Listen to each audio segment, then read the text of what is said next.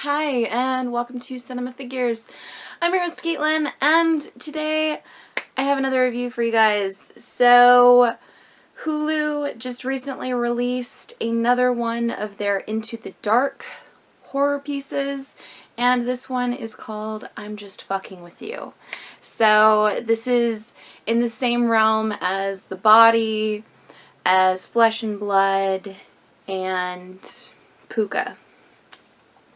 So, I'm Just Fucking With You is the story of a man, Larry, who is on his way to a family wedding, and we find out that this family wedding actually involves his ex-girlfriend.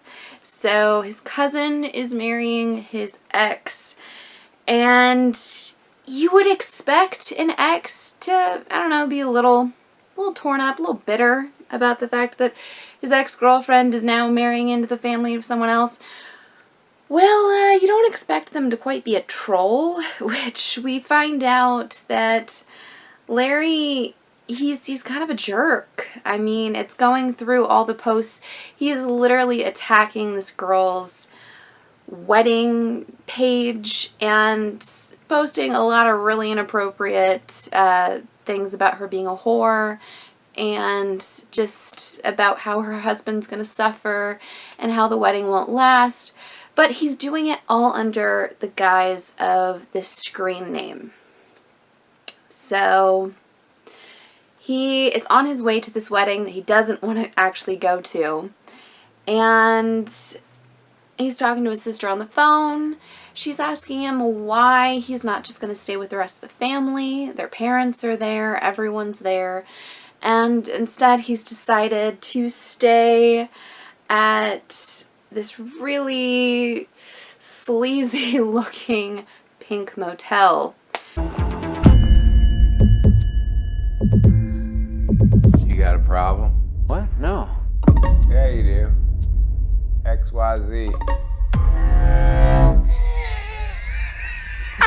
I'm just fucking with you. So that's when we meet Chester, and Chester is the, I guess he's in charge of the office. He's also in charge of the bar for the hotel. He seems to be running everything for the hotel.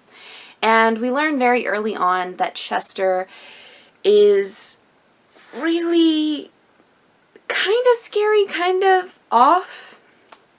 He tries a lot of different practical jokes on Larry, one of which he tells him to pay cash and then tells him, hey, you know, you need to pay with your credit card. You know, I don't know what you're talking about. I don't have your cash, but I seriously do need that credit card. And other things like locking him in the bathroom of his hotel room. There's actually an instance where Larry calls the police on Chester, and then Chester fakes being punched in the face and then laughs it off in front of the cop. And that's also when Rachel shows up. So Rachel is Larry's sister. She is his best friend. She's the only person that Larry seems to actually genuinely care about other than himself. And that's going to be important. So that's when Rachel just kind of tries to diffuse the whole situation, tries to convince Larry to work things out with Chester. The three of them all end up having drinks together. And then later on that night, Chester played a practical joke on a biker that was staying there, and, well, their brawl ends up with Chester actually killing the guy. So this is a pretty messed up kill. He pulls a knife, the biker pulls a knife on Chester, and you think it's gonna go one way. He's a much larger man, and Chester's surprising. He beats the biker down, gets the knife away from him, and he ends up actually stabbing him through the ear. So he tries to play all of this off in front of the two siblings as it was an accident, it went too far. You know, he's going to call the police though, it'll all be fine.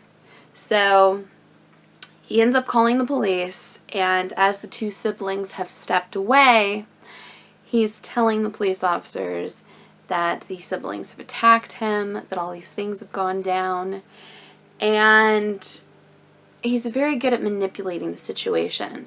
So the more and more we find out about Chester, we find out that he's actually killed the owners of this really, really kind of sleazy looking motel, which, no offense to them, it's a neon sign ridden motel at the side of the road. It is what it is. There were a lot of jokes throughout about the motel, and about the kinds of things you could catch from it. It's a running joke about whether or not it's dirty or not. And as it goes on, Chester ends up actually becoming even more manipulative and even more dangerous of a character. We find out that he's killed quite a few more people than what we originally thought. He has cameras rigged throughout the motel, and he ends up torturing both of the siblings and drugging them both. Well, Larry ends up in a drug-induced kind of euphoric mode, and that's when Chester brings out his camera, and he's filming Larry and trying to get to know the real Larry. So Larry ends up exposing himself as this troll, and he just kind of opens up exactly what kind of a person he really is. And Chester posts this on the same Facebook thread of Larry's ex and her wedding and everything. And of course, it doesn't go over very well with the family. Well, Larry then finds out, unfortunately, shocking, but while he was unconscious, Chester murdered his sister. So we don't get to see Rachel's death, but when you see her, you can actually tell that she was, in fact, strangled with a cord. There are a number of deaths throughout. There's actually one including a zip tie to the neck. Chester clearly likes to stab people, and he likes to choke people. So, you know, everybody's got to have their niche, apparently, as a killer. But the entire time, it's one big running joke for Chester. And he, throughout the entire film, just tells Larry, "Oh, I'm just fucking with you. I'm just fucking with you, man." It's all one big joke. And it's not until Larry sees his sister dead that he finally laughs.